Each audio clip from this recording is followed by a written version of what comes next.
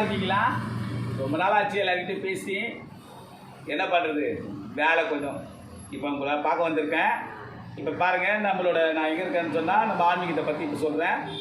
நம்மளோட ஜடா முனீஸ்வரர் ஆலயத்தில் இருக்கேன். கடந்த ஆண்டு நான் சொல்லியிருப்பேன், இந்த மாதிரி சித்ரா பௌர்ணமி அன்றைக்கி நம்ம திருவிழா பண்ணி நிறைய பக்த கோடிகள் ஐயனோட தரிசனம் பெற்று பலன் பெற்றிருக்காங்க. நிறைய பேருக்கு எல்லாருக்குமே நிறைய கஷ்டம் தான். நாடே அல்லோலப்படுதுதான்.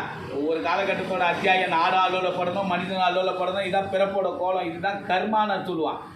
அது மாதிரி நம்ம ஜடாமுனியோட கிட்ட அனுகிரகம் பெற்று கர்ம பலனை தீர்த்துக்குங்க. எந்த பிரச்சனையாக இருந்தாலும் அவர்கிட்ட சொல்லி பாருங்கள். அவர் எல்லாத்தையும் தீர்த்து வைப்பார். வர 12ஆம் தேதி மே மாதம் 25ஆம் வருஷம் பார்த்தீங்கன்னா நமக்கு அன்றைக்கி சித்ரா பௌர்ணமி. வருஷத்துக்கு ஒரு நாள் தான் நம்ம சித்ரா பௌர்ணமி திருவிழா பண்ணுவோம். அதே மாதிரி அவரும் வருஷத்துக்கு ஒரு நாள் எழுந்தருள்வார். அவர் என்ன கோலத்தில் வருவார், என்ன காட்சி தருவார்னு அவருக்கு தான் தெரியும். காலையில் ஒரு மகா யாகம் நடத்தி சிறப்பு அபிஷேகம் பண்ணுவோம். மத்தியானம் அலங்காரம் இருக்கும், சிறப்பு அலங்காரம்.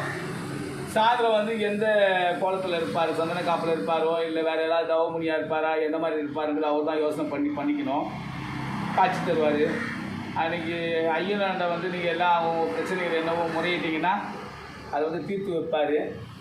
அதனால் நம்ம ஜடாமுனியோட அருளை பெற்று அனைவரும் பிரச்சனை இல்லாமல் வாழணும், வாழ்க்கையில் சந்தோஷமாக வாழணுன்ட்டு நான் அன்போடு கேட்டுக்கிறேன். எல்லோரும் வாங்க, நம்ம ஐயனோட அனுகிரகம் பெறுங்க. எல்லாருக்கும் நன்றி, வணக்கம்.